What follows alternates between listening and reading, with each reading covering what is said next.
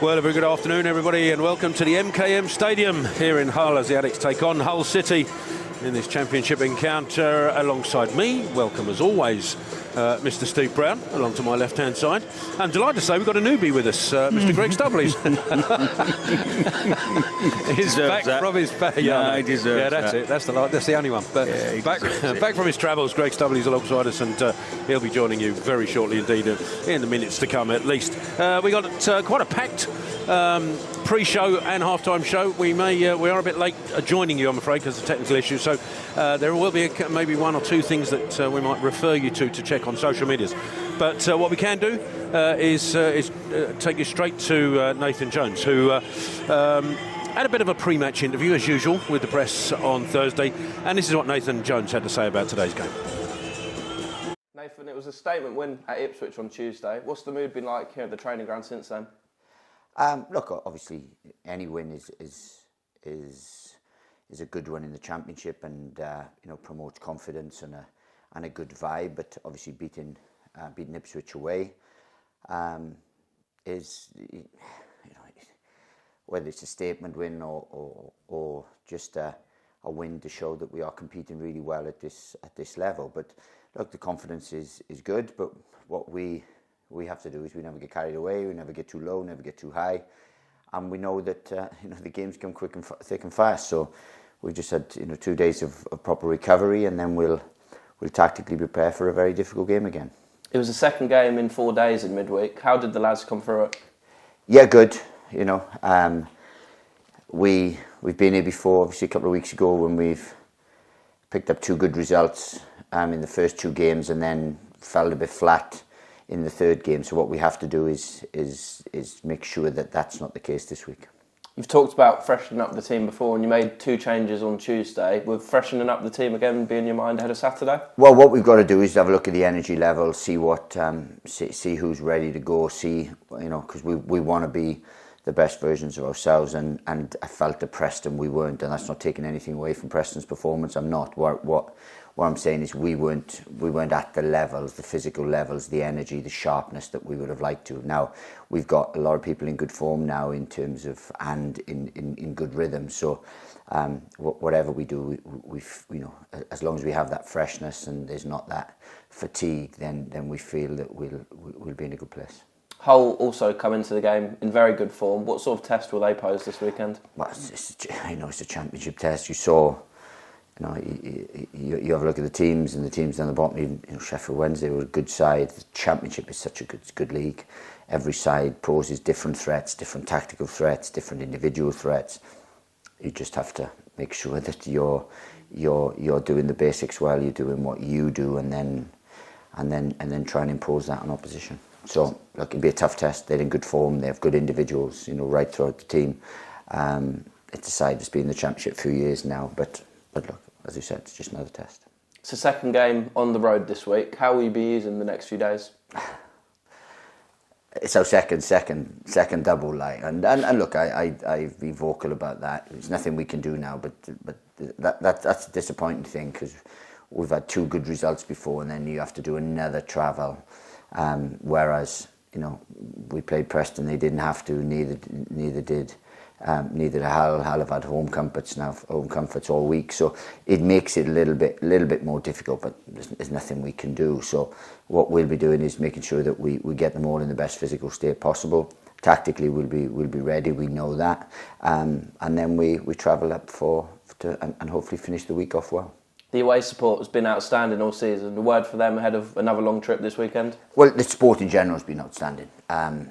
Whether home or away, they've been great places to go, and I hope, probably for spells at QPR we let ourselves down, but apart from that, I think we've given them plenty to get behind, and they've responded, or have they been there so that we've responded and helped. That's the chicken and egg scenario. But the fans have been wonderful, and we had a great night the other night. We could hear them, I mean, we were far more vocal, I think, probably from about 70 minutes on than Ipswich, and that's not being disrespectful, because I thought the atmosphere was excellent. I mean, it's a wonderful football club, Ipswich, a wonderful football stadium, full house, our fans sold out, got something to get behind, and it's a wonderful evening, and we want more of them. This is the norm now. This is not. It wasn't a cup tie. This is the norm, and we have to make sure that we attain those levels. Thanks, Nathan. Cheers.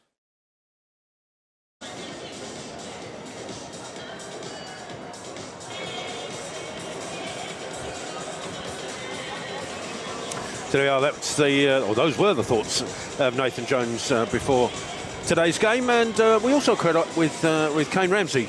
Yes, that man with that tackle, Kane Ramsey, who also gave his thoughts ahead of today's fixture against Hull. Kane, what's the mood been like in camp this week following an outstanding victory at Ipswich on Tuesday? Yeah, I think everyone's just excited. No one we didn't really imagine it was going to be that result, and from the game it's probably one of the best results I've had in my career. Such a big club, just being relegated from the Premier League. And they're a really good side, you can see in the first half. They really give us... We had a good opportunity with Maka, but I think we just, in the game, I remember saying on corners, just stay in this game, stay in it, we'll get our chance.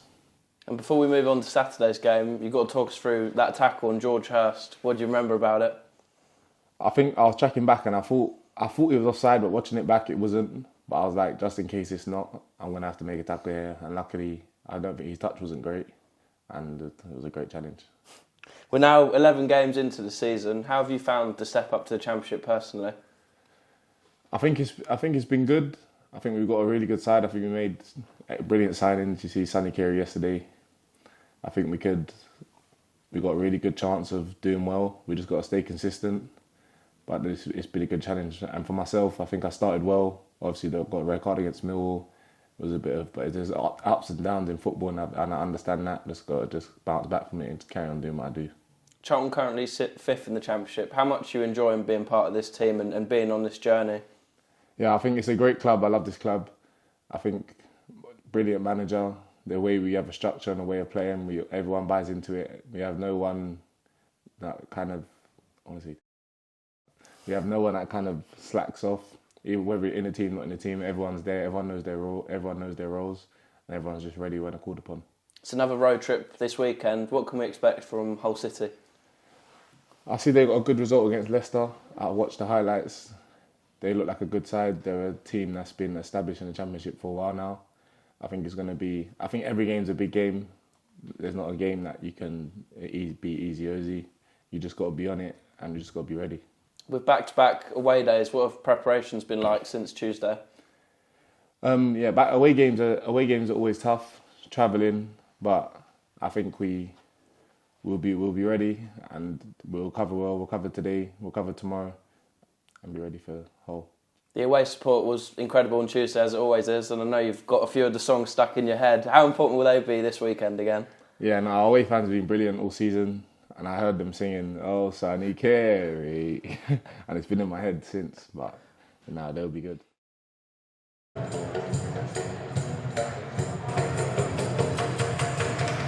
And there we are. That was Kane Ramsey's thoughts ahead of today's game. Brownie, I've got to ask you, as a defender of some note, that Kane Ramsey tackle on Tuesday night was exceptional, and there's competitions for those defensive places. Kane knows all too well. Yeah, and healthy competition as well. But just to address the first part of that question, it was an incredible challenge. So, and they come round once every couple of seasons, and you're not fortunate to make them, but it is wonderful when you do make them, because that is your job effectively, is to defend that penalty area, defend against the opponent as best you can to keep the scoreline as low as possible, and on a great night you keep the clean sheet, and it's challenges like that will help to do that. But it wasn't just Kane on Tuesday night. That first 45 minutes we got absolutely peppered. We're not saying anything untoward there, and not just the back three and the wing backs, but the midfield too as well, that were dropping in. And when we were defending set pieces, everybody played a part on Tuesday night to keep a clean sheet. I thought we were magnificent defensively in terms of what was thrown at us. So whether it was blocks, I think I said there was 7 or 8 blocks inside our penalty area on Tuesday night. So they were magnificent across the board in respect to their attitudes on keeping a clean sheet. Yes, if you're wondering what noises below us, there's somebody hitting tubes with slippers.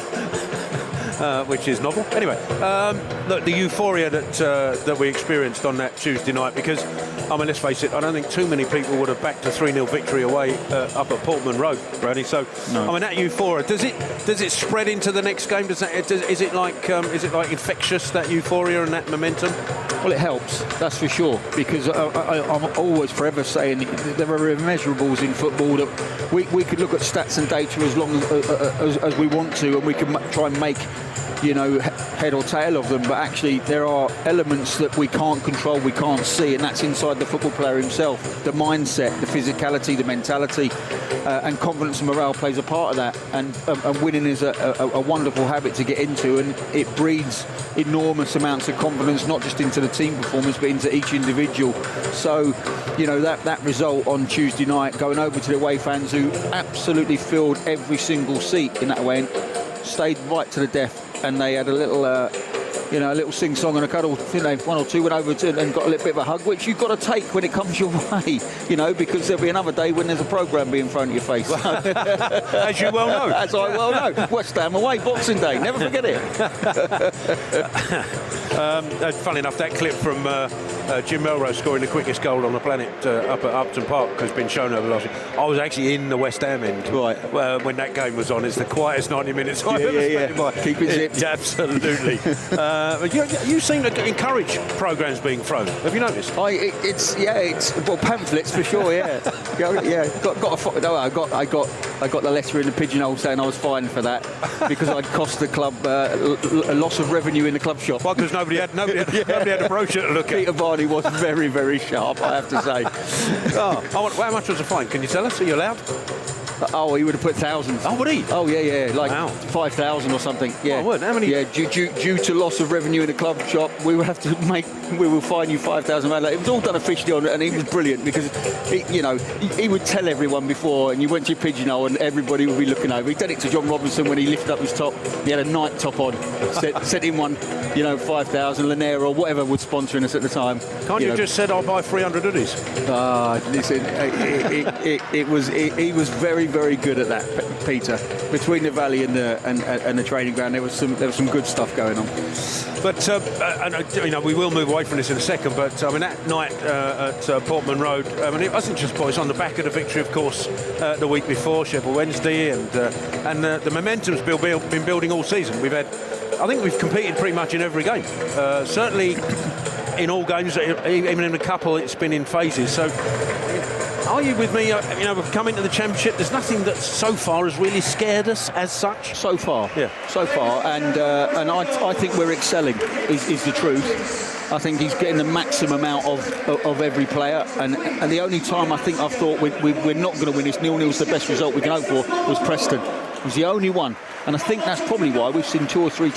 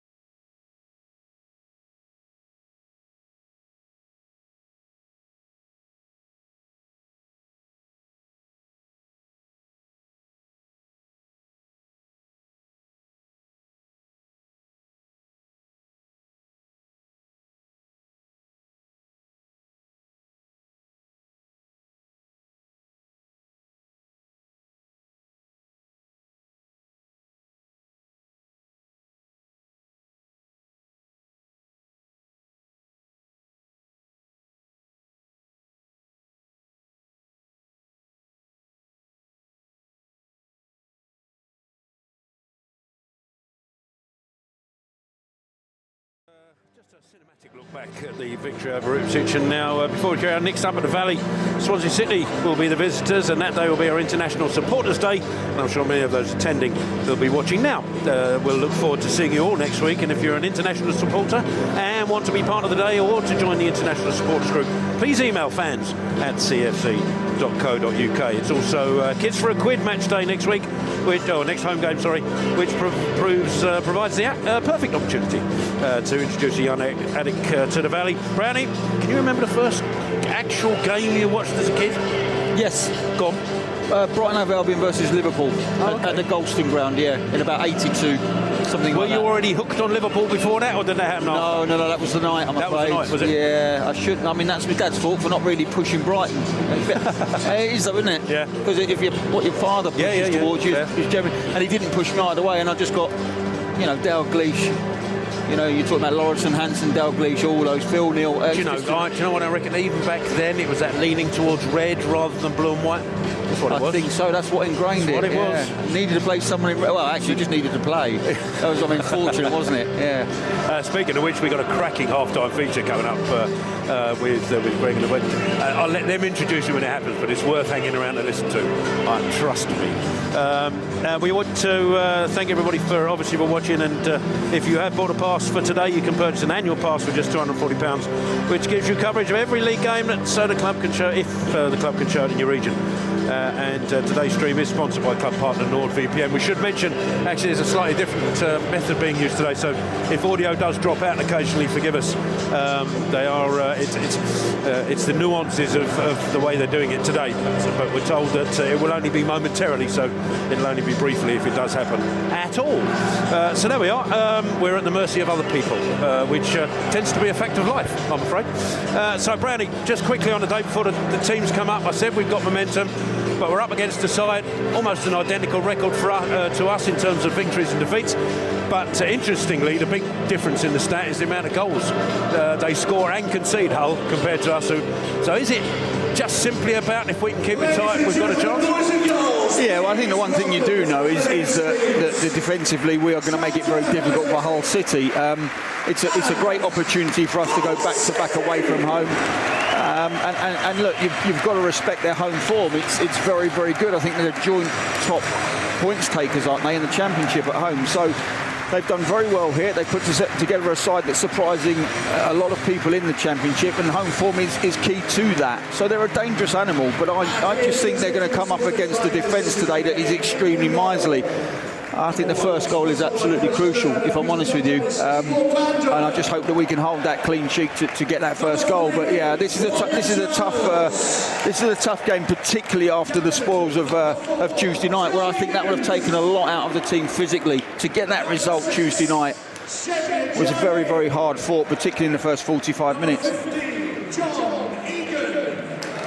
Well, and we have made changes, and I'll read you out the two lineups now as the teams shake hands across the halfway line, and we start with our home side, or the home side, Hull City. In goal for them, number 1, Ivor Pandur. Number 3, Ryan Giles. Number 4, Charlie Hughes, the captain. 6, Semi Ajayi. 15, John Egan. 18, Cody Dremer. Number 20 is Amir Hadziamatovic. 21, Joe Gelhardt. 22, Carl Joseph. 25, Matt Crooks.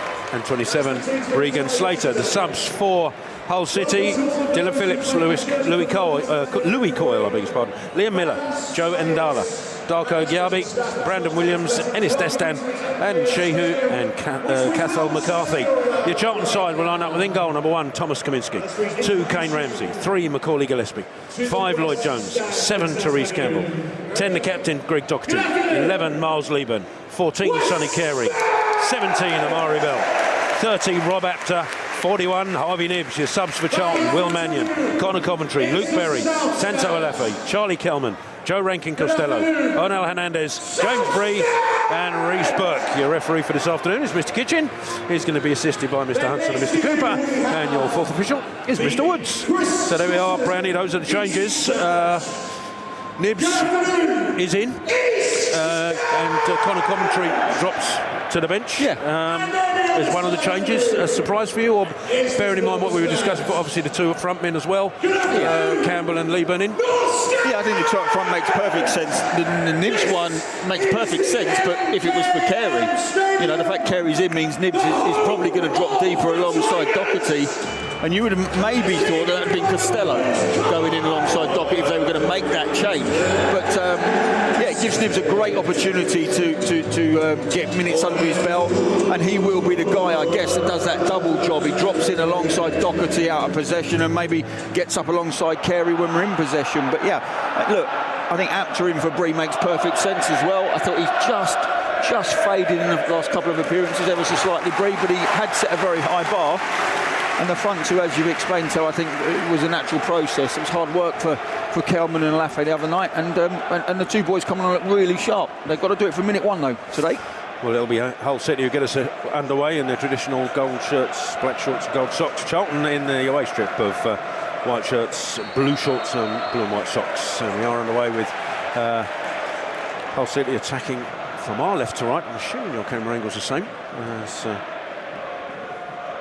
Good early interception from Apter, sending Leeburn on his way down the right-hand side. Tackle coming in. It'll be a throw into Charlton at 20 yards away from the corner flag. Apter with it. Brownie all right over there? No, I lost all my sheets. Yeah, they've gone flying. Have they?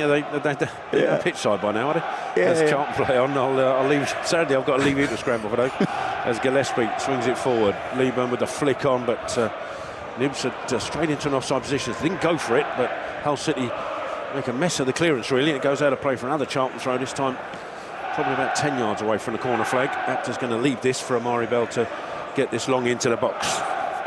Sorted.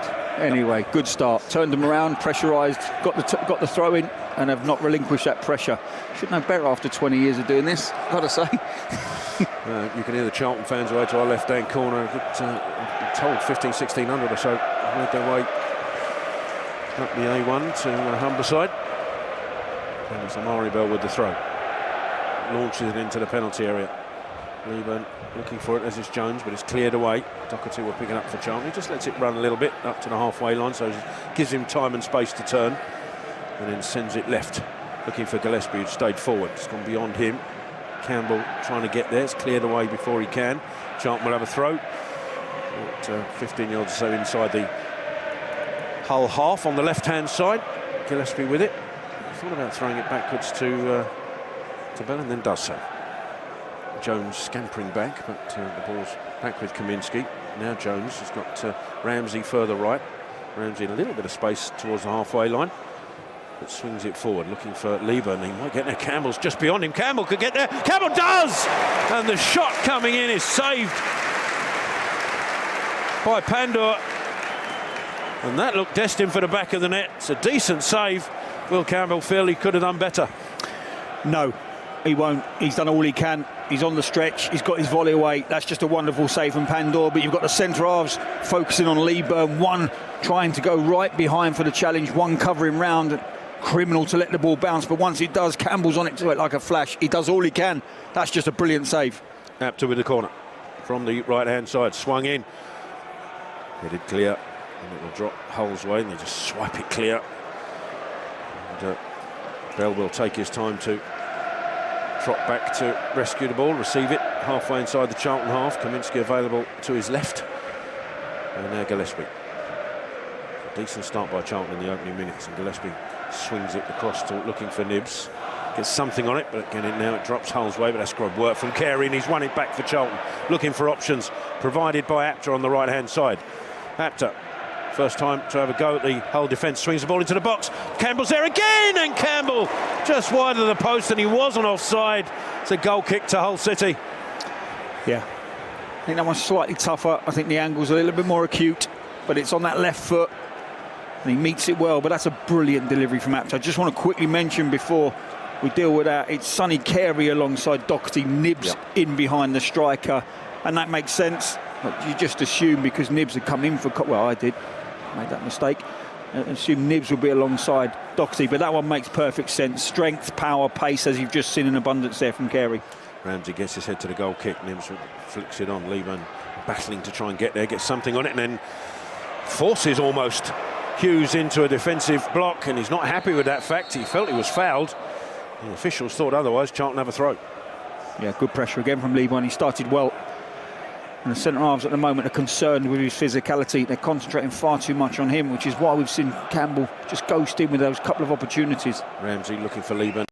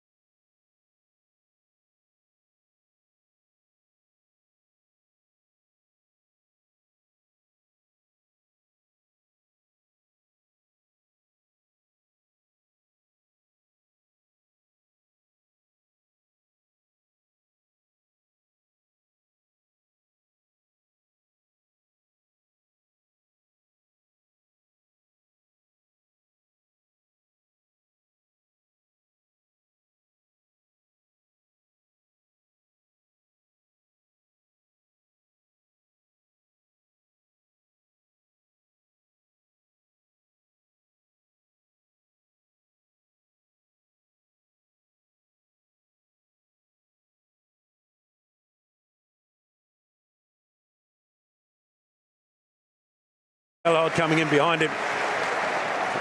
Ball goes out for a Hull City throw with coming up to 18 minutes gone, still goalless here, and I understand you're back with us. I know you've had audio problems, can only apologise for that. Completely out of our control, I'm afraid. Apologies if it drops out again, but just bear with us. It's something that the EFL are trying to deal with, and at the moment, I have to say, isn't quite working. But you're back with us, which is good. The Hull City are in possession. Inside it comes to Hadziemetovic. Across to the right-hand side is Dramé. Dramé just being held up by Bell. Ball inside to Crooks. Back to Ajayi. Hadziemetovic in support. Goes all the way back to Egan, who switches it across to Hughes. Hughes bringing it forward. Now to the left-hand side is Giles. Giles looking to take on Apter. Stays with him, but he's gone past him now, Giles, into the penalty area. Ball swung across, beyond everybody. And away it should be for a Charlton throw on the opposite side. Yeah, well, you can see why they're 19 and 19 for and against the game's stretch now. It was initially a brilliant start from Charlton. The first 5 minutes, had a couple of great opportunities. Pandor making a superb save low to his right-hand post. But since then, credit to Hull. They've kept the ball well. The possession stats have swung back massively in their favour, and they're starting to cause Charlton one or two issues, particularly down this left-hand side. But as we've just seen with that last break, with Nibs going through, there's enough in this game for Charlton to have opportunities to carve through Hull City and have an opportunity or two of their own. Throw goes down the line, headed away for another Charlton throw.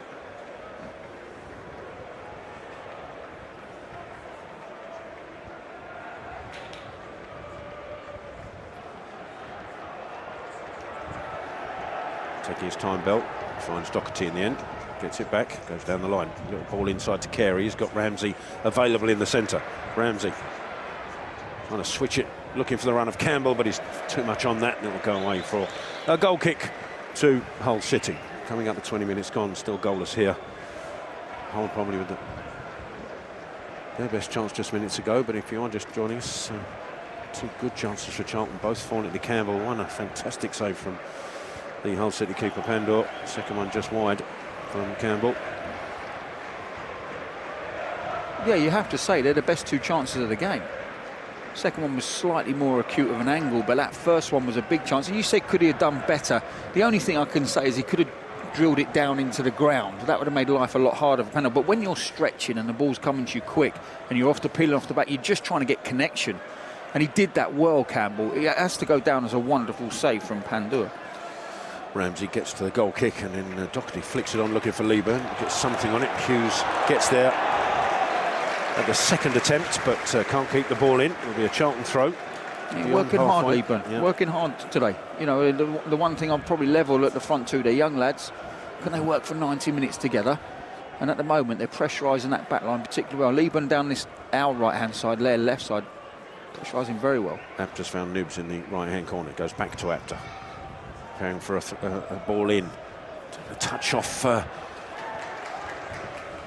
Bell, but he couldn't keep control. But Charlton have it again with Carey. Lovely turn from Carey into Bell.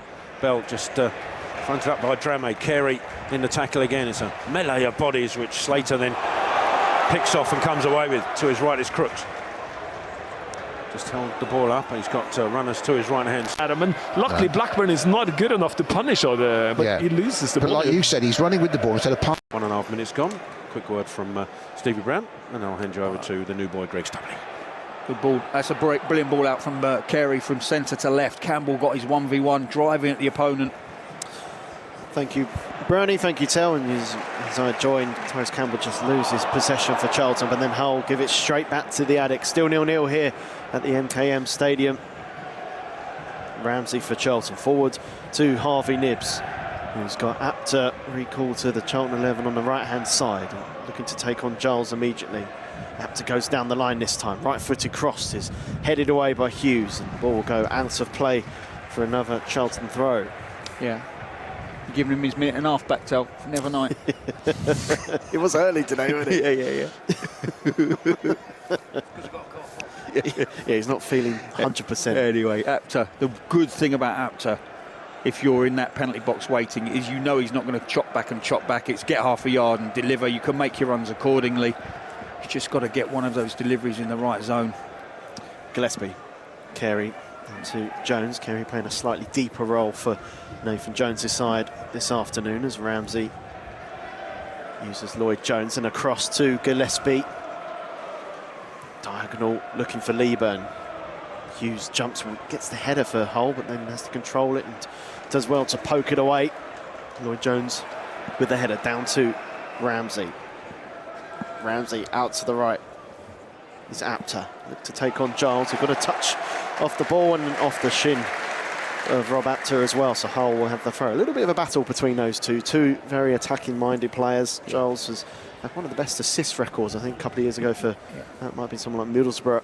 He's a player who's certainly capable going forward, and we've obviously seen that with the case with Rob Apter this season as well. As Hull bring the ball away. Geldhart, middle towards Crooks. Crooks out to the right as Dramo's got space to take on Bell. Cody Dramo with the ball in the box, and Gillespie first to it for Charlton as it comes out to Tyrese Campbell. Dramo fighting for it, back towards Ajayi, former Charlton Academy graduate, of course, who has been brought down by Harvey Nibbs. Hull City free kick. And yeah, do bear with us with audio today. We're having to use a different feed, working with the EFL, so there will be moments of, well, it's not maybe slightly as smooth as usual, so do bear with us. Our production team are working hard. I've been told I'm not getting paid because of it. That's lovely, isn't it? Trying to do a commentary. Yeah, well, yeah, you get paid. Not as much as you two get paid, that's for sure. Tel makes it up with food he nicks from the media suite. He's not on air, is he? I can kill him. I can speak for Tel, and it's not always nice when you get talked about when you're not on air. So we'll have the free kick.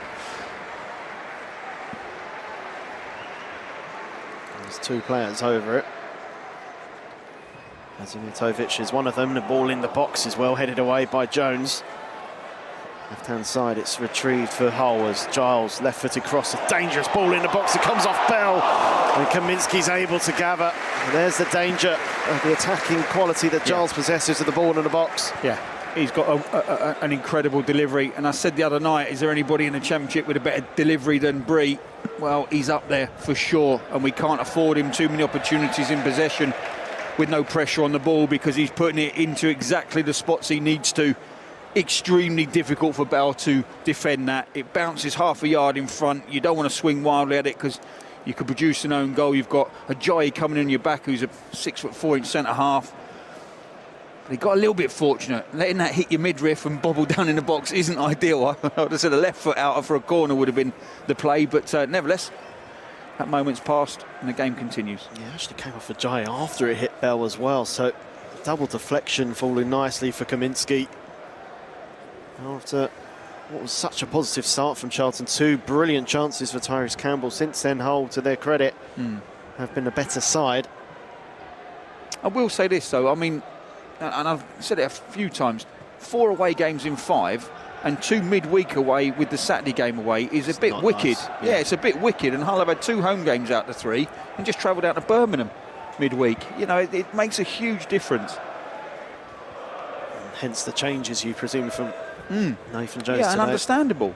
I mean, that took a lot out of the team. A brilliant result, and we were backs to the walls for a solid 45 minutes with players throwing their bodies in the way of all sorts. Physically, there must be repercussions from Tuesday night, without any shadow of a doubt.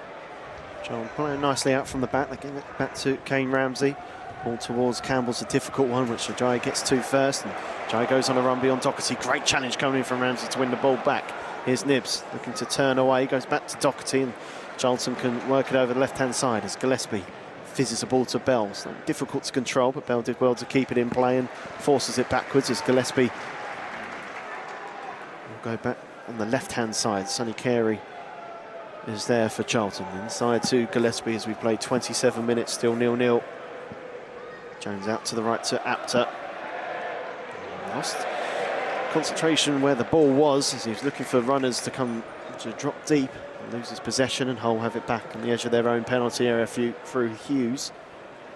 Just to Pandora made that excellent save in the opening few minutes. I can't believe he's still trying to drift balls out to Dramo on that right wing-back position. He's not going to win that battle. Bell's going to win that 9 times out of 10.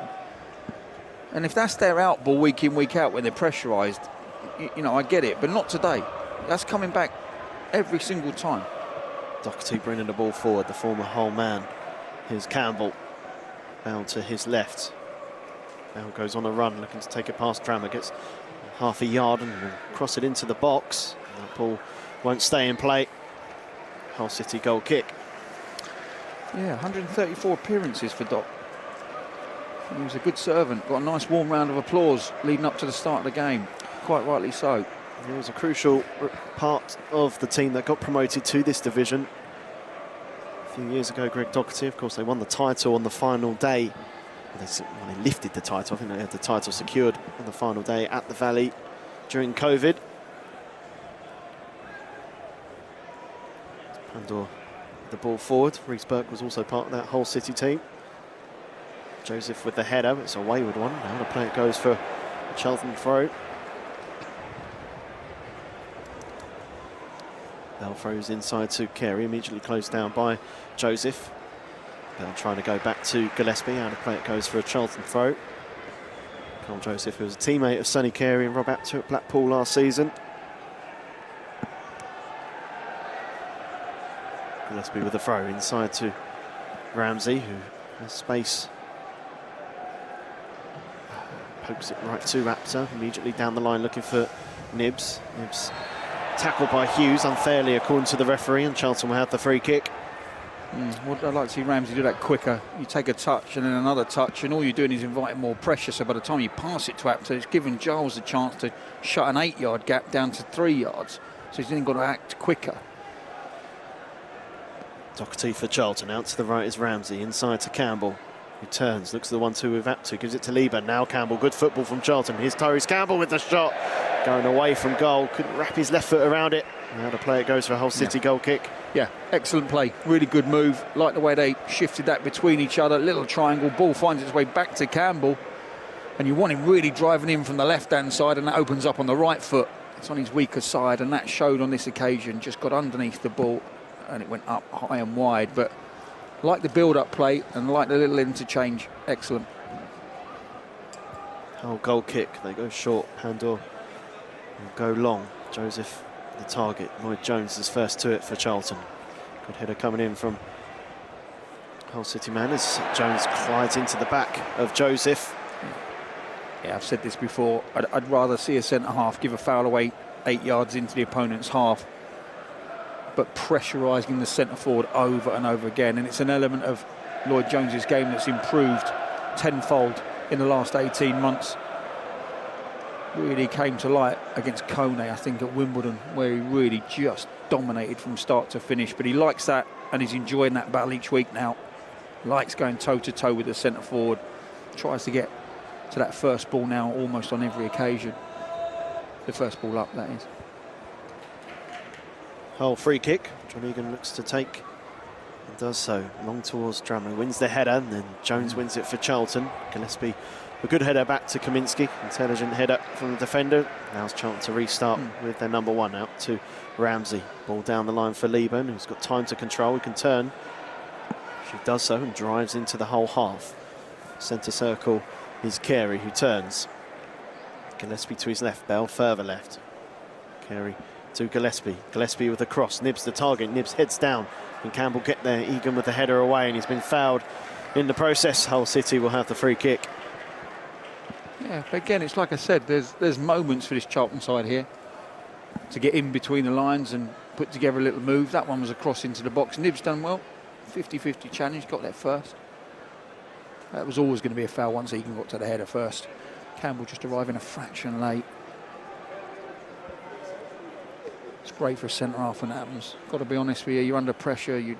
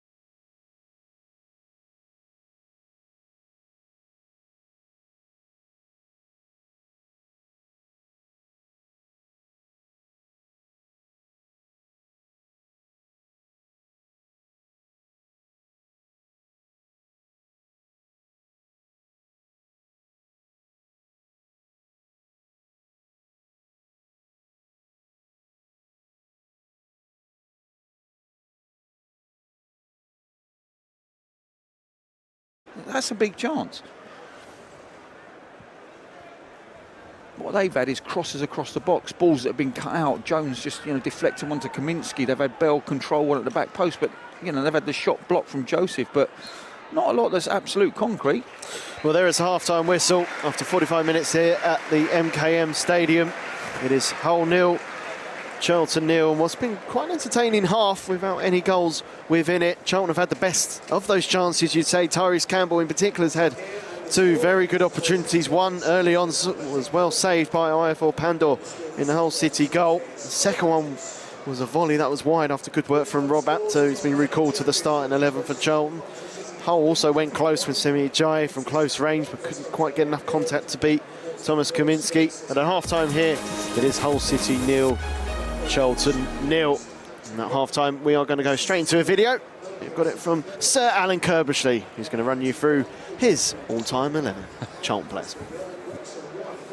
And the last thing, I'm going to give you a bit of paper, and I need you to lay out your best Charlton 11 as manager. It's impossible. So you can go 4-4-2, or you can go for the favourite 4-5-1. Yeah, but it's impossible because when as a manager you can sign someone like Clive, and we've talked about him a lot, or you can sign someone on loan like George Costa, who helped keep us up, and he's a free transfer. Or I signed Keithy Jones from Southend, which was a big signing for us, at the time. And players like that who perhaps won't get a mention when Charlton fans start thinking about the team over that 16 years, It's a difficult one. If we were facing the FA Cup final tomorrow and you were told you have to pick your it's a difficult best one to go for. To beat Kiley. Dean Kiley, yeah. Quite an easy decision on that one. Yeah, I think that when he came in, we had an established goalkeeper. I spent £1 million on him, which was a lot of money at the time. I'm going to go Luke Young, right back, who we signed from Tottenham. He was in the reserves at Tottenham, and I think by the time he finished at Charlton, he was in the England squad. Yeah, and he played a few games for England. Captain as well here. Yeah. Richard Rufus has got to be in it. Terrific player, probably one of the best players never played for England, I think, Richard Rufus. Yeah.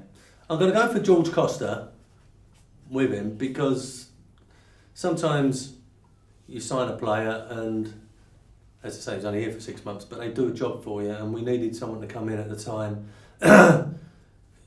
Portuguese international, captain of Porto and captain of Portugal, was out the team and come and sign for us on loan. Then when he went back, he played in the World Cup, which is what he wanted to do. Then Mourinho took over at Porto, and then he became a European champion, and fantastic. So George Costa comes in. Chrissy Powell, who obviously the fans will respect that, not just what he done as a manager, but a player, and he played for England as well while he was at the club. On the right hand side, I'm going to go for Rob Lee, who hated playing there, right? But he wanted to play further up. He wanted to play as a striker or just in behind the strikers. But he was obviously when he left us and went on to great things with Newcastle and England. But when me and Stevie first took over, he done fantastically well for us, and he was always going to leave. And I guess him being sold played a big part towards us coming back and building. Yeah, absolutely. We needed the money to get back to the Valley. Mark Kinsella, who I think just epitomised Charlton, the surge we had at the time. He come from Gillingham, come into the club, became captain, got us promoted. Got promoted, went off to the World Cup with Ireland, and was a fantastic servant to the club. So obviously Mark gets in there. Scotty Parker, a youngster that's come through. Charlton through and through as a youngster. Obviously ended up moving to Chelsea, but I think no one begrudged him that. It's just it was the timing of the transfer. We were fourth in the league at the time, as I explained, but he's got to be in the, he's just got to be in the side. And John Robinson gets in there, and 10 years at the club. Not many players do that now, testimonial, etc. And I think, a bit like Mark Kinsella, he just epitomised, he come from Brighton's reserves, really. Come up into the Premier League with us and stayed there, and ended up playing for Wales and had a terrific international career. Then we got Clive, which we've already spoke about. And then we've got Darren Bent, who Ipswich got beat in the semi-finals in the playoffs by West Ham. And I knew that West Ham fancied Bentley as well, but they couldn't do anything until they got promoted. So once they got knocked out Ipswich, I met Bentley the next day and managed to persuade him to sign for us. And there's another player who won a couple plays for England, and I think maybe the record signing going out, 16 million. We paid 2 million for him, and in the end the club got 16 million for him. So that's my 11, and I'm sorry if I've upset one or two people. I'm sure I have, and lots of Charlton fans may disagree with that 11, but that's where we're at. And if we had that team in maybe, let's say, the 2003-4 season, would that have got into Europe? Well, absolutely. I think you're looking at international players. I mean, apart from perhaps Richard Rufus and Clive, the rest of them have played for their country, and it's a really strong side, and it's an adaptable side. As I say, Robbo and Rob Lee can turn it into a 4-3-3 or 4-4-2, or Clive can drop off and make it 4-5-1. It can adapt to the Premier League, that's for sure. It's a good side. I think we'll leave it there. That has been a cracking... I might have thought about it a bit more, but never mind. Next time we'll get another one. But it's been an absolute pleasure. Okay. Thanks for chatting to us, and we'll hopefully see you again.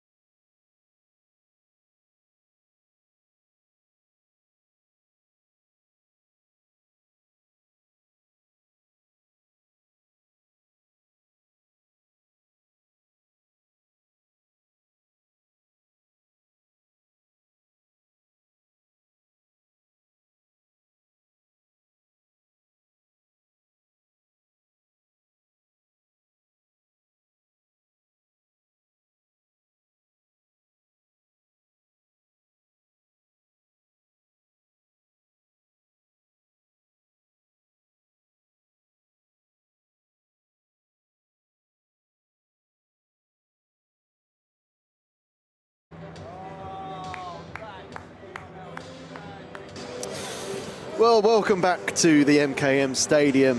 First of all, before I bring in Steve Brown, who's raring to go after so many people didn't get to hear him so much in that first half, we do want to extend our apologies to anyone who is watching today or listening, indeed, from overseas or in the UK.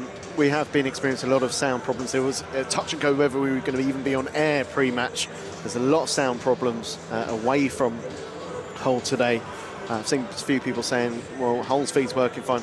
Totally different feed that we're picking up from the EFL, and there's been problems with that particular feed. So the production team, huge credit to them to trying to get us back on every time we drop off. So if it does happen again in this second half, you do have to bear with us, but hopefully that won't be the case, and the production team can spend time actually working on this game instead of having to call up the EFL every time something goes wrong. But you are with us at this moment in time for the second half, and I'm delighted to say that alongside us, myself and Tel, is Steve Brownie, fresh for the second half. I was going to say, yeah, alongside us Terry Smith, but he's still downstairs. It's a long old way downstairs to the press room to get a coffee. But Brownie's upstairs. He's been given a coffee by one of the media team. I think Tello, there was a pie on offer, so he's shot down. I never seen him move so quick. Here he comes, look, 2 pies, cup of coffee. He's loaded again. He'll be so happy. Is this payback? Is that why he makes you do the second half, the first bit, so he can go off and get a pie? Well, when he lets me. Yeah, we'll have to stop now. He's coming. He's coming back. Brownie, for those who maybe weren't being able to listen in that first half, that they had the pictures in front of them, just go through what you felt of Charlton's performance in that first half and the chances that were created. Yeah, I mean, we started, incredibly quickly out the blocks. A couple of very, very early opportunities off the shoulder of the right-sided centre-half for Tyrese Campbell. Both very similar opportunities. Corner of the 6-yard box on the left-hand side. Both volleys. The first one was a really good effort, in my opinion. I think Tel said in commentary, what could he have done better? The only thing he could have done was drive that volley into the ground. That would have made it much harder for Pandora, the Hull City keeper. But actually, in reality, he was just getting a boot on the end of it and getting a shot away. And I thought the shot was a great attempt, and it was a wonderful save from Pandora. The second one was even tougher. He was even more on the stretch, and he made contact and the ball went wide. But they were 2 glorious opportunities. He's had the third one as well, Tyrese, off the shoulder, keeper in no man's land. And if he can just toe the ball past the keeper with his right foot, there's no one tending the goal, and that would have been a certain goal for Tyrese and for Charlton. But when you look at the start we had, you have to give Hull a lot of credit. There is a reason they've scored 19 goals. They look good in forward areas. They got a couple of threats. They're missing their best striker, or their most productive striker as well, in Burnley. But they've still got Gerhardt, who looks relatively quiet today, but Joseph's looked the busier of the 2 centre forwards. He's had a couple of good moments, but the guy that's pulling the strings is Crooks. He gets into some great positions as the attacking central midfielder, and he's been feeding some good balls out to this left-hand side to Giles, who's got a wicked delivery. But as the half's gone on, Hull City have had good possession, they've had great moments within the game, but in reality they haven't really tested Kaminsky. Tell me if I'm wrong. Have I forgotten an opportunity they've had?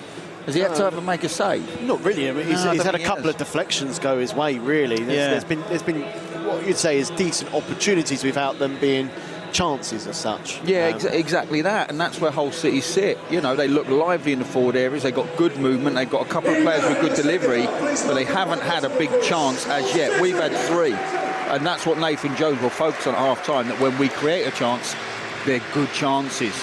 But, what I would say, and I know I've said it a few times, but it's extremely rare to have 4 away games out of 5, and 2 away on the Tuesday night, and both the games on the Saturday preceding that are away games as well. And I do get the feeling that you've got players that are feeling the effects of Tuesday night, which was a fantastic victory, but physically that would have taken out a lot out of certainly the defenders, who were throwing their bodies in the way of things. And there are going to be lulls in the game, I think, from a Charlton perspective, where players are just having a little down 5 minutes just to recover. And the players that are coming in as well, we talked about Nibs not looking, or not being in the game as much as he could be, and that's because he's not made many starts. We're deep into October, turning over November in a week, and he's only played a bit part, so he's finding his feet physically as well. But in terms of out of possession, we know the structure's very, very good for Charlton. It has been all season. And they look good out of possession day. Hull are going to have moments. You know, you don't score 19 goals without being a decent attacking side. And they've looked okay at times, but defensively we've looked sound. The first goal is going to be absolutely vital today. It doesn't look like either side are making any changes at half-time. You're right, Brandy. There was a lot of talk from Nathan Jones after the Preston game, actually, and maybe a little bit of regret not making changes ahead of that game after 3 in a week. He has made changes today. Those 4 changes are still on the pitch for Charlton as the second half gets underway. Charlton's shooting towards the south end to the left as you watch as we commentate. Long ball from Gillespie results in a Hull City free kick. Very welcome here with us on Charlton TV as the ball's back with Pandora, sponsored by NordVPN, this production. As Egan out to the right to Ajayi, brings it forward and looks long. Carey cuts it out for Charlton, trying to poke it the way of Nibs. It's picked up. Adzimiatovic out to the left is Hughes, who can make a run forward, looking for that ball to Giles that worked on a couple of occasions for Hull in that first half. As Apter inside to Gillespie, looks to turn past Crooks, who gets to touch the ball. Comes to Geldhart with a chance, and Geldhart scores early in the second half for Hull. Gillespie let the ball run, tried to take it past the Hull City man. The challenge came in from Crooks, won the ball back, and Geldhart on the edge of the box finishes. Yeah. Well, I said he's been relatively quiet, just said it, and he had been relatively quiet, and that's all of Charlton's making. There was a ball for Gillespie on to Amari Bell in the left centre, the left side is centre-half position.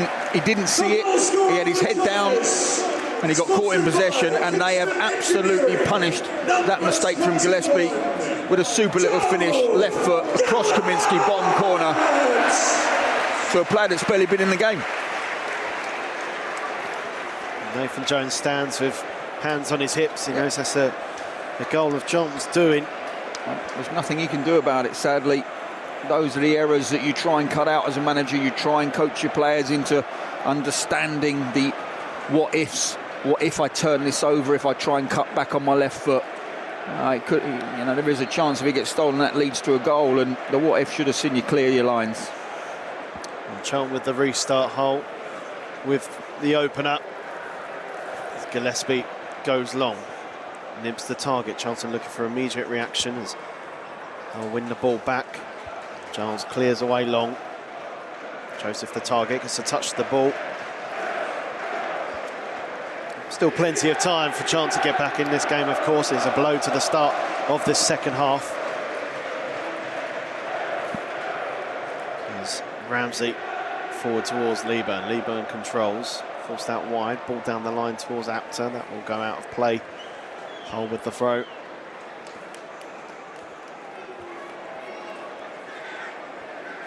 And Geldhart, who, as you say, didn't have a lot of the ball in the first half. Give him half a chance and can punish you like that. As Giles with the ball forward. Jones with the header. Carey gets something to it. Ball comes down to Sonny Carey to go on a run for Charlton on the right-hand side. Lays it off for Apter. Apter back to Carey. Further back is Ramsey. Carey again. Forced back by Joseph across to Jones, who in turn goes across to Gillespie, who's got space to bring the ball forward for Charlton. Gillespie fizzes the ball towards Lieburn. Good control. Back to Doherty. Doherty. Left is Gillespie again. Gillespie, lovely ball, will find Campbell in the penalty area. Campbell gets the ball back. Cross again is beyond Lieburn. The clearance from Giles is left by Crooks. Now Geldhart holds up the ball, tries to poke it backwards. That should be a Charlton throw. And it is. Charlton, good reaction. Going 1-0 down early in the second half. Gillespie down the line to Bell. Back to Macaulay Gillespie. Back to Jones, uses Kaminsky behind him as Hull push up. Kaminsky out to the right to Ramsey. Down the line to Apter. Ramsey was taken out off the ball. Play continues. Doherty looks forward towards Nibs. It's a good ball. Nibs on the right-hand side for Charlton. Cuts back. Looks for the cross towards the far post. It's beyond Bell and Campbell. Campbell looks to retrieve it though for Charlton. And does so. Inside to Carey. Doherty ahead of him. Back to Carey. Oh, with everyone back as Carey finds Campbell. Gillespie behind him. Gillespie down the line to Campbell again. Gillespie once more. Again finds Campbell. Campbell trying to get across Slater. Oh, it's actually Geldhart who's all the way back to win the ball. His ball forward, only as far as Jones. Carey can only flick it on. Hull will look to counter-attack. It's a lovely ball. Hadzimijatovic towards Crooks, who couldn't keep it in play. Charlton with the throw. Yeah, like you say, good reaction. But little errors are creeping in, aren't they? And they do look, I'm not making excuses for anyone here, but they do look like errors of heavy leg players. You know, just can't sort their feet out quick enough, or it's bouncing off their chest 20 yards instead of a cushioned chest. I thought there was a poor challenge actually moments ago from Crooks on Ramsey. Nothing doing on that when the referees caught up with play. I thought it was late and on purpose. Chong with the ball back as Ramsey on the right-hand side. He's got Apter further right. So Connor Coventry's about to come on for Charlton. Apter looking for the through ball towards Doherty. That's been spotted by Hughes, and it's a lovely ball to release Giles on the left-hand side. Cuts it back. Shot coming in from Joseph. It's two Charlton bodies. And the Addicts will gather through Kaminski. Rolls it out. Game really becoming stretched. Yeah. Campbell forced backwards inside to Carey. Inside the Charlton half. Carey looks to drive. Lovely ball out to Leeburn on the left-hand side, and now it's Charlton's turn to attack. Leeburn with Apter making a great run. Leeburn's ball just lacked a little bit of pace as Giles comes back to retrieve for Hull. End-to-end stuff on that side, and in particular Giles and Apter both look out of breath after that. We've got a few. I have to say, the goal has sucked the life out of us a little bit physically, but that was a big moment. It's excellent play from Leeburn. He cuts inside, the pitch opens up. Apter's goal side of Giles. He's in 3 or 4 yards of space actually of him, and if the ball's fizzed across and 2 or 3 yards in front of Apter, he comes onto that and he strikes first time at Pandor, the whole keeper, but he just didn't have the strength on the pass, and Giles made a good recovery. Charlton still in possession with Apter. Back to Jones as we've played 51, coming up to 52 minutes. Hull 1, Charlton 0. Gillespie to Bell, down the line towards Carey. It's coming back is Hadzimijatovic, under pressure from Carey. Pasik Tasloni clears the ball off Sonny Carey. Hull City will have the throw.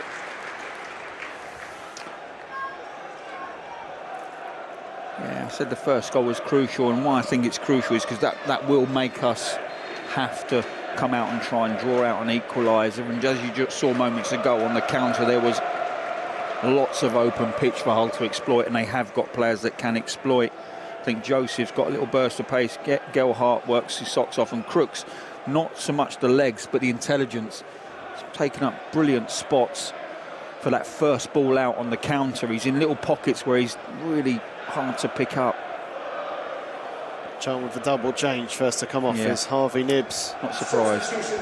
Corner Coventry will enter the field. And Rob Apter is the other one to make way. So 2 of those changes Nathan Jones brought in today.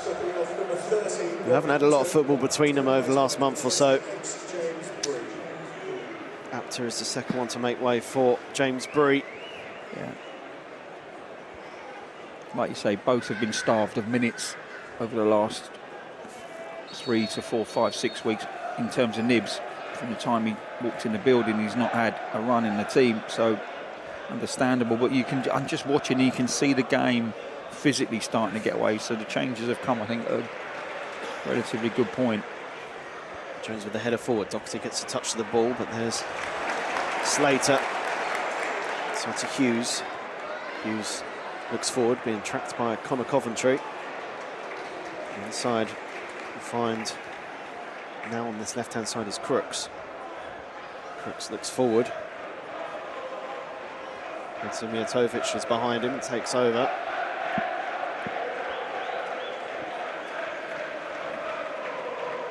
There's Crooks in the centre circle, out to the right to Ajayi. Jermaine on the right-hand side.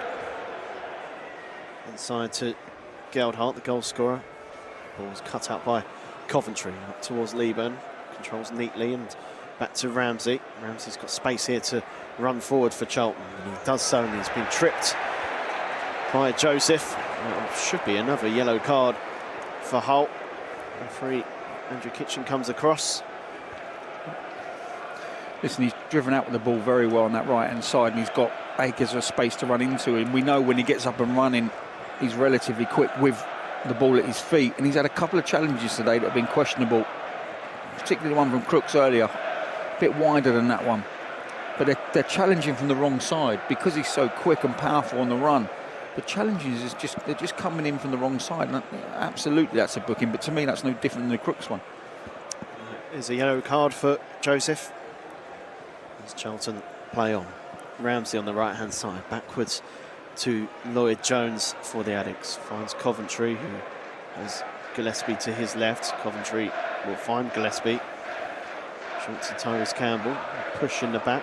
Campbell goes back to Gillespie, inside to Jones, and the Addicts will look to build up from the back as Ramsey down the line to Carey. Looks for Bree, keeps it in. Charlton looks to play on Coventry's ball to Carey, who was unaware that the ball was short and looked to make the run. Charlton concede possession as Crooks goes back to Ajayi. Now Egan out to left to Hughes. Short to Slater, and Charlton will look to push up as Egan backwards to Pandor. Out to the right to Ajayi. Forward towards Geldhart. To Ajayi. Challenge comes in from Ramsey, wins the ball back. Here's Doherty for Charlton, trying to poke the ball forward, asking Campbell to make a run, but instead ball goes out of play, takes the deflection. Charlton throw.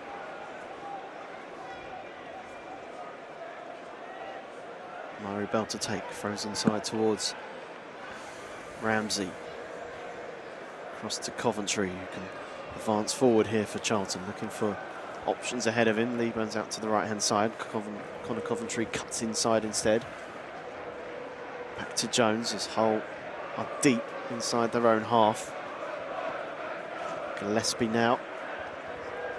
Back to Jones again. Hull this time pushing up as Coventry inside to Ramsey. Ramsey loose ball back and concedes possession. Charlton with defending to do here as Joseph runs towards the edge of the penalty area. And Jones makes a good challenge, but the ball comes back and a shooting chance.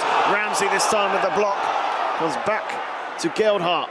Geldhart cuts inside, shoots, comes off Crooks of all players.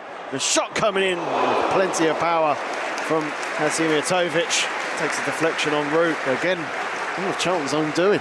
Yeah, it's uncharacteristic, isn't it? But they are, I'm telling you, I've been in performances like Tuesday night. You don't have no repercussions from the amount of blocks, the amount of shots that came in that we had to block, head, kick clear, run, track all their runners. There's certainly repercussions, and we're seeing that in this performance. Corner taken quickly. Giles with a cross towards Ajayi, who jumped well but didn't make contact with the ball, and Doherty clears it away. It's not just a physical thing either. When I talk about that, it's not just a stamina thing here. They're not just tired. They will have got lumps kicked out of them on Tuesday night, and there's certainly that back three that I thought were outstanding. You know, there are little errors creeping in today, but it's not a time to be critical of them. They've been absolutely superb. They are on their last legs physically as human beings. It's just they've got not a lot to give. Ball forward, Lloyd Jones wins the header. Gillespie with the touch, goes back to Ramsey. That's a good ball. Ramsey's got time to control. Look forward. Not there, so out to the right to Bree. Inside is Coventry. Across towards Gillespie, and Gillespie can't get on the end of that. Ball's wayward and out of play for a Hull throw. You'd be more critical if this was every week. But this is not every week. This is after a heavy-duty performance. In fact, two. They had to defend for their lives second half against Sheffield as well. Egan cross to his goalkeeper Pandor, who's going to look long.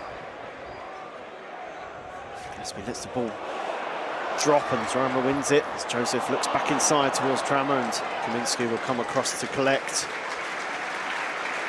Rolls it out quickly to Gillespie. To left to Bell. He takes one too many touches. Challenge comes in from Drama, but Charlton will have the throw. There's that pressure. That's what you saw from Joseph last year as well when he was at Blackpool, that not afraid to do the dirty work. Crooks, Geldhart, the three of them hunting down that Charlton back three in possession.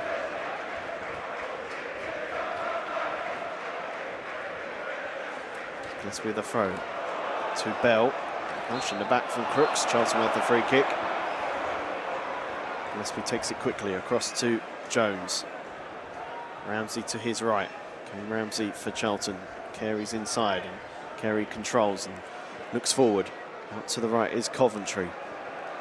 Coventry to Bree. Back to Connor Coventry. Inside to Leeburn. Out to the right to Bree. Back to Coventry. Carry the ball forward to Leeburn. Lays it off for Bree.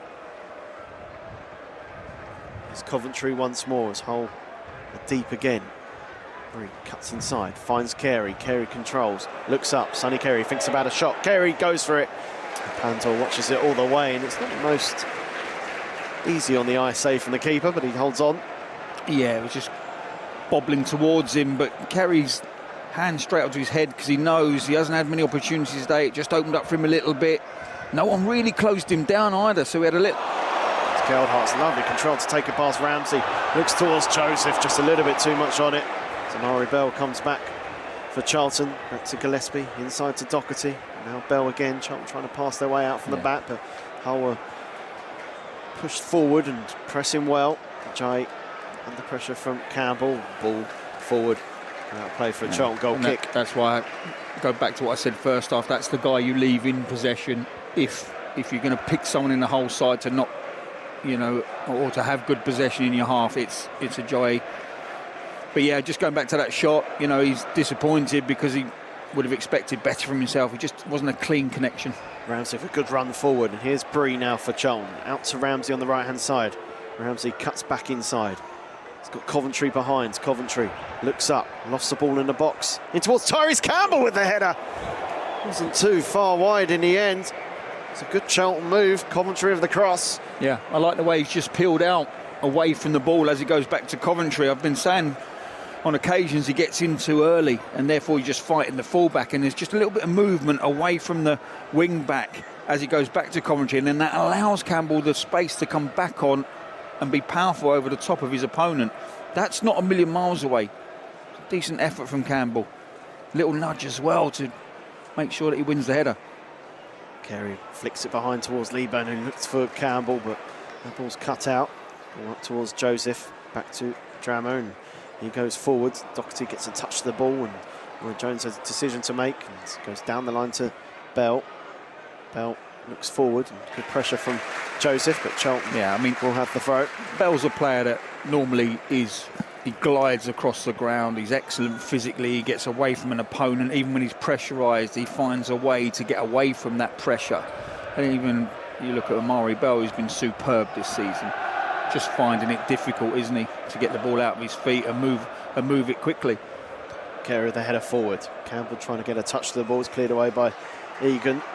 You do still sense there's opportunities here for Charlton, though. Listen, they concede goals. That's the beauty of playing here. It's not like they've scored 19, conceded 6. They've scored 19, well, it's 20 now, conceded 19. There'll be an opportunity or two. Could there be one here as Coventry out to the right to Carey. Carey inside to Coventry. And look to exchange passes again as Carey steps inside, goes on a run. There's free for company, and his ball forward has been cut out. Crooks on the left-hand side will look to break away. There's no one ahead of him, so Charlton will get bodies back. Crooks loses out to Bree, and now Ramsey wins it back for Charlton. They did really well, the Addicts, to get bodies back to win the ball, but now those tired bodies have got to push up now. Yeah, both sides affected, actually. Crooks picks up the ball in acres of space. There's no one in front of him. He doesn't have the power or pace really to drive away, and I just think that's the state of the game. I think we're going to see a raft of substitutions in the next 5-10 minutes. Coventry short to Campbell. Coventry gets the ball back inside to Jones, who's got acres of space to pick it up. Out to the right to Ramsey. Back inside to Lloyd Jones. Good ball towards Bell, who, again, just that momentary lack of concentration and loses the ball as Geldhart goes on a run up the other end. Geldhart still with it, forced wide by Coventry, still goes for goal, and it's a fairly comfortable save in the end for Kaminski. He holds on. Yeah, he wasn't really troubled, was he? It's excellent work from the Hull centre forward. Gelharden drives across onto that favoured left foot, swings it back towards Kaminski's left-hand post, but he reads it nice and early. He's got his body behind it quickly, and it's a comfortable save. Gillespie across to Jones, and now Ramsey. Down the line to Carey, lays it off for Bree. Back to Kane Ramsey. Keeping possession well in the last 10 minutes or so, but can they create an opening as Gillespie looks for diagonal ball towards Carey. Hughes with the header back, and Pandor will collect. So plenty of conversation in the Charlton technical dugout. Nathan Jones with Curtis Fleming, Danny Hilton and Stephen Henderson all questioning what their next move should be. Ball out to Ajayi, he's under pressure from Leeburn. Leeburn makes the challenge, but Hull will have the throws. We played 65 minutes. Hull City 1, Charlton Athletic 0. Still the scoreline to Gerhardt's goal early in this second half. Drummer down the line is cut out by Coventry. He tries to go down the line in turn, but instead it comes off of Drummond. Charlton will have the throw. Gillespie wants to get on with things. Very short to Bell. Looks to go down the line, but it's out to play. Murray Bell's just not looking as sharp as he did. No, there's a few. Gillespie's the same, you know, and he, like Jones, who we know likes to get up nice and tight. He's dropping a little bit deeper and finding it difficult physically. So look, it's just one of those games where you've got to dig deep. You really have got to find a way physically to get through the 90 minutes. Murray Bell did really well to win ball back for Charlton. Looked like he was fouled, and here's Campbell inside to Carey, who's got space here. Sonny Carey thinking about another shot. Carey goes for goal, and it's another effort that doesn't have the power that we know he has in his shots. He's starting to find those little pockets of space, Sonny Carey. Yeah, I mean, he's wide open in the centre of the pitch when he receives, and he drives forward. Bree's making a run. I don't think he got ahead of his man enough for that to be an option. But that's two shots on the spin where Carey's just hit the ball into the ground first, and it just taken the sting out of the shot and bobbled to the keeper. Well, working nicely as Hughes advances forward. Rare foray into the Charlton half in the last 10 minutes or so. This for Hull was Crooks back to Ajayi. Crooks has it again. Inside to Slater, and back it goes. Zimiatovic. Hughes, who's an impressive performer at the back for Hull this afternoon. Under pressure from Ramsey. Goes all the way back to Pandora, and Leeburn will give chase. The goalkeeper goes long. Flicked on by Drammer, and Jones tries to come across, gets a touch to the ball, but Joseph is also there. Joseph gets back to his feet, low ball in the box, and Bree has to clear it away. Good defending on the cover. The Charlton right wing back, Hull City have the throw, and after a word from Steve Brown, I'll hand you over to Terry Smith to lead commentate for the rest of the second half. Yeah, and there's a bit of movement on the Charlton bench, so I'd say there's substitutions imminent for us, but Hull City just about to make two themselves.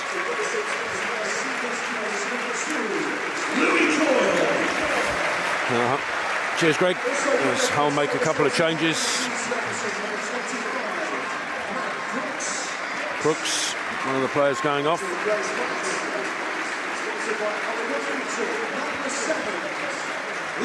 Coming on will be Miller. Also coming on the line was Louis Coyle. And he took the place of Cody Drummer. So two changes for Hull. As the Addicts looking to make changes themselves. I see two players on down below us. One of them might be Luke Berry. And Kelman could be the other one, but Hull take the throw. It's with Coyle. Worked back to Egan. Across to the left is Hughes. Back inside to Egan in the centre circle. Looking to switch it across to Coyle on the right-hand side, but he's put too much on that. Drifts out of play, it'll be a Charlton throw. Will the Addicts make those changes now? Looks like Kelman and Berry, not quite yet. Be Gillespie with the throw on this left-hand side. 69 minutes gone, still the Addicts a goal behind. Down the line, looking for Leeburn. It's a flick off of Coyle, I think. There should be a Charlton throw. As Leeburn limps away from that. The changes now are going to be made for Charlton. First player to come off is the skipper, Greg Doherty.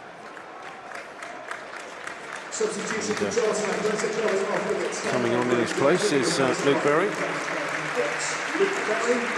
Kelman, the other player coming on.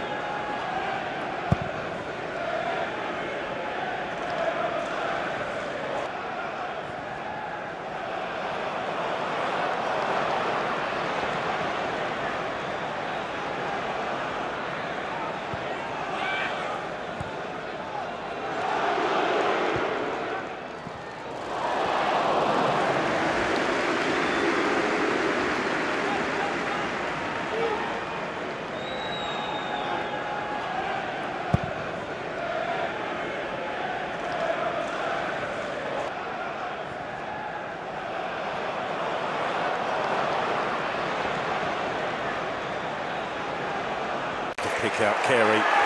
Just pulled his man back, I think, after getting to the ball. And just lost in possession.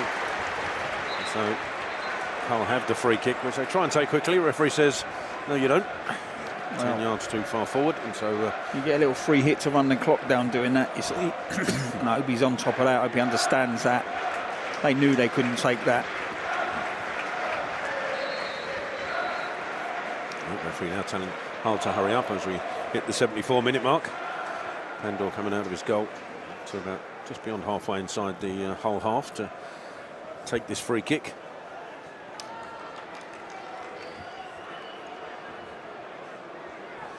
understand you lost comms again. Apologies for that. As you've seen from the messages on the screen, it's something completely beyond our control. Bell does well to get his head to the free kick. Kelman trying to tee up Berry, but it's cleared away. Bree with his header finds Carey, and Carey gives it back to Bree. Bree on halfway, trying to send it down the line to Lieberman, but he didn't put enough on it. And Giles clears it away. Up towards Joseph, who's blocked off by Ramsey. And Hull have a free kick. 15 yards or so inside the Charlton half. I think the Hull fans wanted a booking for Ken Ramsey. Yeah, I'm sure they do. Hence the boos. But what it does offer him is a great opportunity to chalk off another 30 seconds, bring the back line all the way up. In fact, bring the back line into our penalty area. So take the free kick and be pleased with the position of the game, because for them it is about keeping a clean sheet.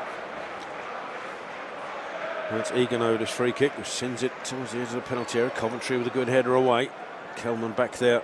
Looked like he was fouled, trying to get to the ball first. Referee concurs. Crowd doesn't. Well, most of them. It's a Charlton free kick on the right side of the penalty area. Kaminski wanted to try and do it quickly, but thought better of it. And now he'll hit a more considered ball forward from the right side. Forward it goes. Lieberman will look to get there. Gets a flick on as well.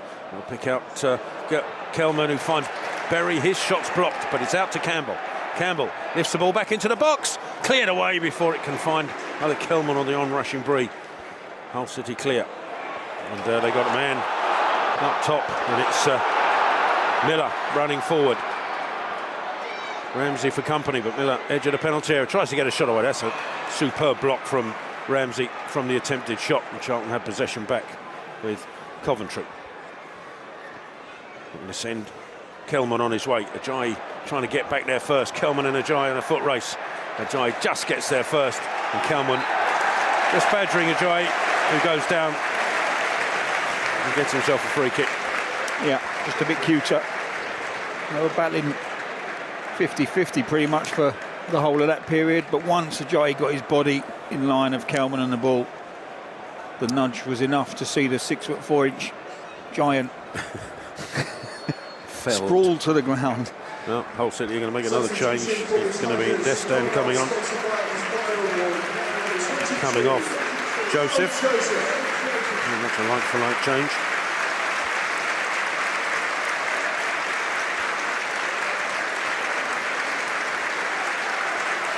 Replacing Kyle with the first in line, Dennis Destin! Destin will go up top alongside Gelhardt. He's worked hard, Joseph. A couple of opportunities, but yeah, fresh legs. Free kick sent away. Jones with the header away. Can Carey get there? He gets something on it, but he's being pursued by Slater, and the pair of them in the tussle. And Carey not happy with Slater's intervention. There's a little melee on that right-hand side as Giles got involved as well. Something after they both went in for a fair challenge. They both were tussling towards the ball. And then when they both slid towards the ball, Carey took exception to something or other. Yeah, it started off as a good old-fashioned shoulder-to-shoulder. And there was a moment there where Slater was favourite, and then Sonny Carey with a lovely little body swerve out of the way of the body check, gets himself in front. But there was something in that last challenge he really didn't like. Our angle from the replay is very, very poor. No better than our angle here, really. Well, Slater's being spoken to. This is Carey now. It's referee happy to just let that go. Charlton have a free kick. Nothing more than that. Someone's got to find a bit of quality here, because the game, certainly for Charlton in the final third. Kaminski's free kick. Headed away by Hughes. Carey's touch to Coventry, who sends it back towards the edge of the penalty area. Lieberman tussling with the Ajayi, gets something on it, and then cleared away by Egan this time. Ramsey with the touch, but he can't find Campbell. And Hull look to break. Gelhardt on the right-hand side in space. Gelhardt driving towards the penalty area. Still Gelhardt. It's a good foot in the end from Coventry, and now Ramsey will clear it forward to Berry. Berry. Oh, he tried to go right, it's blocked, but he gets it back, Berry. This time he looks for Campbell to his left. Campbell, ball down the line, trying to chase it himself, but across there first will be Hadžiamatović. That's a good block from Coventry into Campbell, who's fouled them by Coyle. Charlton will have a free kick.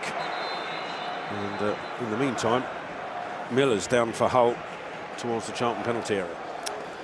Yeah. We have had the ball in some half-decent positions. He's holding the back of his leg, so this looks like it might be a hamstring issue, but physios are on. I'm sure they'll know the extent of it in a second, but he doesn't look comfortable, Miller. But, sorry, interrupting you, Brownie. It's, I mean, my opinion since the goal is that neither side really have then gone on, certainly Hull haven't gone on to try and really take advantage. And it's still there, this game, I think. There's certainly an equaliser in it, if we can find a little bit of quality in the final third. I mean, Nathan's going to be very, very annoyed in the manner of how we've conceded, because if we're really, really honest about this whole City performance, it's huffed and it's puffed, but it hasn't had a golden opportunity. The only golden opportunity they've had, they finished with a problem, and that's from an uncharacteristic mistake from Macaulay Gillespie, who's been brilliant in recent weeks. So it's such a shame, because the stats are going to say we probably had the best 3 chances other than the goal that Hull scored, because they haven't done enough, Hull City, in open play really, to cause us too much trouble.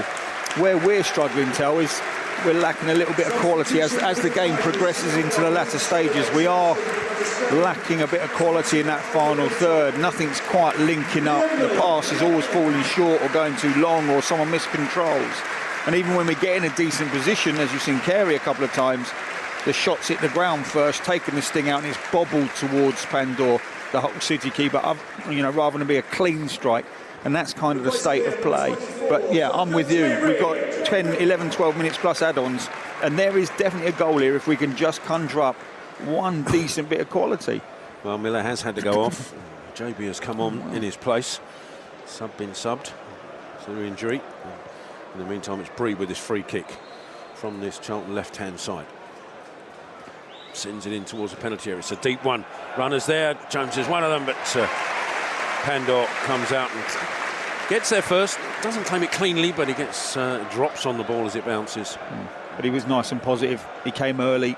The intent was there, and he could palm it down to himself, because it was, he'd done the job he needed to do, which was take out our height. Released it quickly, trying to pick out Destin. Went beyond him. Tidied up by Bree, who was still on that right-hand side. Charlton have it back with Jones. He was covering Bree momentarily. Inside to Coventry, back to Jones. Out to Ramsey. Being pressed, so it goes back to Jones. Inside to Kaminski once more. Kaminski will look long. Lifts the ball towards Leeburn. Will get there, Leeburn, with a flick, looking for Kelman. He's beaten to it by Egan. Now in the centre is Gelhardt. Goes backwards to Egan once more. Hughes to his left. Cuts back inside Hughes. And they look to switch it across to Coyle. Campbell there for Charlton. Coyle gets ahead of there, but straight to Amari Bell. Still got Campbell to his left, but thought that might be too risky, so goes back to Kaminski. Charlton with 7 minutes of normal time remaining to get something out of this game. Jones brings it forward. Hands outstretched, asking players to show. Amari Bell to his left. Ball forward to Leeburn. Leeburn turns away from Ajayi and runs into trouble with Hadžiamatović, but fortunately the ball ricochets to Carey, who brings it forward down the right-hand side. He's got Ramsey away to his right on the overlap. Ramsey, ball back inside to Carey in the penalty area. Can he get a shot? Couldn't get the space to do so, so he finds Bell to his left. Further left is Campbell. Campbell onto his right foot, lifts the ball into the penalty area, headed away. And it'll be a throw into Charlton. Yeah, and there's a prime example of what I'm talking about. That, the second touch to open up the shot is a miscontrol, and that's why we've ended up going sideways and all the way out to Campbell rather than getting a shot away. And that's kind of where we're at. We just need one of those moments, to fall for us, or certainly to show the quality. Charlton switch it to the right and then move forward. Leeman's flick doesn't come off, and then Hull look to break away on the left-hand side with Giles. Held up by Ramsey. Slater's inside, further back is Edzimetovic. Now Slater falls backwards. Edzimetovic once more, equally goes backwards to Egan in the centre. Egan across to Ajayi on his right. Ajayi's got Coyle further right hand side. Campbell with the press, but it's inside to Slater, who's got space. Slater bringing it forward. Back out to Coyle on the right hand side. Coyle crossing opportunity, gets the ball into the box, drifts across the penalty area, and Bree will send it up looking for Leeburn. He's tussling in there with Hughes, does really well. What? Well, I was about to say does really well to retain possession, but the referee's given a free kick against the Charlton striker, and I'm not entirely sure why. Yeah, I thought it was. I thought the initial challenge from Leeburn, yeah, I'll tell you for why. From a centre-half's perspective, Hughes gambled on the ball up, got in front of Leeburn, and Leeburn come from the wrong side and levered him out of the way. So I actually think it was right, but, you know, it's coming from a centre-half's perspective. Free kick taken out. We just read it quicker than Miles. Coyle for Hull. Forced backwards by Campbell to Ajayi. Turn goes inside to Egan. Leeburn putting him under pressure. Egan up to Slater, who turns out to Coyle down the line, looking for Gelhardt, blocked by Coventry. The Charlton substitution before the throw-in. Coming in will be Charlton fans' first view of Onel Hernandez. Yeah, something's gone amiss because we can't get him on. Joyce Campbell thought he was coming was off. the initial person. No, it's Carey who's going to come off. Yeah.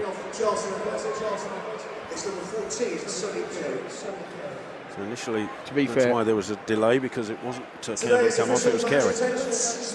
He's worked his absolute socks off again today, Carey. His engine, one of the best engine stamina-wise I've seen in a player for a long time. Well, those changes have been made, and Lloyd Jones has stayed up top for the time being as Hull City progress down the right. It's Coyle, ball into the box. It's long, to say the least. Hernandez actually get his first touch as a Charlton player and hits it off of Giles. It's away for a goal kick. Yeah, we've gone for height and power. Jones and Leeburn leading the line. Kelman sort of in between the two of them, but just off of them. Berry the same, just off of the front two. Hernandez wide right in a wing-back position. Campbell left in a wing-back position. Kaminsky with the ball forward. Berry gets something on it, and then he is slammed into. Yeah, that has to be a foul. See that? How did the referee not see that? It was bizarre. Edzimetovic who just piled into Berry. He's come off worse actually, but both players holding their heads. The referee looked right at that and thought there was nothing wrong. Equally, both players holding their heads, you think it would be automatic to stop the game, but clearly not. Charlton will restart with a throw, I believe. Yeah, their staff are signalling it's a throwing up and that the Hull should get the back line up and pressurise it, but they've not done that. Kaminsky gets the throw from Ramsey, sends it forward. Jones levered out of the way by Egan. Heads it forward up towards Destin. Back to Gelhardt. Goes back to Giles, tries to switch it across, goes straight to Campbell. A little bit isolated Campbell, so he couldn't go forward with it. Back to Coventry. Coventry now looks forward. Jones will attack the ball. Got something on it, but so did Hughes. Hughes' header finds Gelhardt. Gelhardt back to Hughes. Out to Destin. Hughes goes for the return and tries to send the ball through the middle, but cut out. And then Gelhardt cuts out the attempted clearance from Belt. Out to the left-hand side goes Destin. Ramsey for company. Ball inside. It's cut out by Hernandez, who's on a run now. Oh no, Hernandez inside to Berry. Trying to turn away. It gets tackled by Edzimetovic. Charlton still have possession. It's Bell bringing it out. In central position, this whole drop. Sends it forward. Bell looking for Jones on the right. Jones gets his head there as well. Egan gets to the next header. Coventry trying to get there, but Egan follows it through and clears it away for a Charlton throw on that right-hand side with a minute left of normal time remaining. Yeah, and we're just going long now at every opportunity to Jones. And I still think we could afford to maybe hit Leeburn a little bit. We can mix that up. Hernandez receives the ball from the throw. forced backwards a little bit here. Has to go to Ramsey. Bell coming across. Kaminsky's closer. So it's Kaminsky to send this long. Looking for Leeburn. Leeburn gets something on it. Can't find Hernandez. Header from Giles will go out for a Charlton throw. Hernandez looks to take it quickly.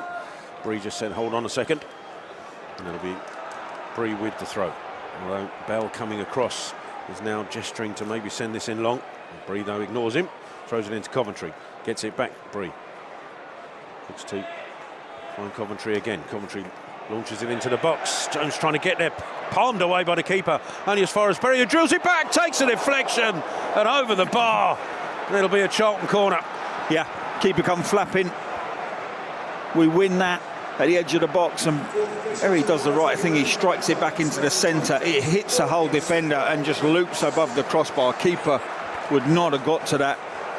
A little bit of a let-off. Sorry. 5 minutes of added time for the Addicts to find a way. Berry. Now the referee's listening to the crowd again, and I think that ball's all right, actually. Well, you see that week in, week out. It's not even going across. Yeah, and Nathan Jones is telling him and telling the assistant that it's fine. Why can't the assistant tell the ref? Corner taken into the box, headed in! Super goal by Berry! Attacked the corner as it got flicked across the 6-yard box and planted his header home. Well, that's all about the delivery again. Giles I've spoken about today, but he doesn't surpass that man for delivery, in my opinion, or quality. It comes in with a bit of zip. The key to that is that you get the first touch. I don't know whether there's a little skimmed header at the near post, but bodies being there alone cause enough chaos. But then you need someone arriving. We speak about someone timing their run every week, and there's one guy that we have who seems to do it more than others, and that's Luke Berry. Middle of the goal, easiest goal he'll score of his career, just has to make contact, but super intervention and substitute to get us the point. And I was all ready to say 6 points from 3 games is a great return. I would have taken a point before the game, and let's hope we can hang on for it, because 7 would be an unbelievable return from the 3 games. We still have 3.5 to go. It was Berry's shot that was deflected away for the corner in the first place, and he absolutely attacked that cross to bring Charlton back level. Hull in possession from the restart. Ball sent into the Charlton penalty area. Jones now back there with a header away. Yeah, no surprise he's back in the back line, yeah. Campbell trying to get there, but Cole lets it run out for a throw. Gelhardt from the throw into the box. Coventry gets a touch on it. Back to Gelhardt. Berry with a sliding challenge. Coventry with a header away from the deflection up in the air. But it's still in the box with Jabby. He touches it past Coventry and then goes to ground rather spectacularly. Fans up around us on their feet. I don't know why particularly. As ball sent forward. It will be Hadzimetovic. Ball out to Hughes, who slides in, sends the ball into the box, relax. But just Hernandez, relax, yeah, relax. I thought Hernandez was going to rush into that, yeah. but what, he went at speed, but he allowed it to go back to Kaminsky. But now Kaminsky's looking to throw out. Just relax, get the line up. You know, take your point here. You know, that line should be on the halfway line now, and we should be popping up to Leeburn, winning the knockdowns, one beyond. Kelman's made a great run to retain possession. He's done exactly that, and it's Kelman. We tried to find Leeburn Didn't need again. to do that. Yeah, and it's been blocked by Egan, and then Kelman pulls him back, so easy booking for the referee. Kelman in the book. Hughes for Hull, urged on by the fans. Still in possession though. He's ignoring the fans completely. He goes back to Egan. Egan. Hughes once more, still in his own half. Kelman and Leeburn trying to stop their progress. Hughes then plants it out to Gelhardt, who turns inside Bell. Gelhardt on a run. Back out to Slater. Slater cuts inside. That's super work from Berry, and then he's looked like he was fouled. Referee gives nothing. Ramsey does superbly well to rescue it for Charlton. Up towards Leeburn, but spin. I don't know why you come short there. Spin him round into the top corner. You don't come short when your back's to the walls in the final minute. Look long, get Ramsey to play it in behind, pressurise the ball over the top. Gelhardt again out to Coyle on the right. Ball inside. Destin back out to Coyle. Ball into the box. Oh, Jones got there first. How's that not a Surely foul? that's got to be a foul. I mean, this guy's lenient, to say the least, in the last minute or so. Jones injured from that challenge. Gelhard back out left to Hughes. Further left, Giles. Ball into the box. Bree with a header. Hernandez will have to deal with this and does well to do so. And it'll be out for a Hull City throw with 30 seconds remaining of added time. Throw goes backwards to Egan. Hughes once more. Egan again.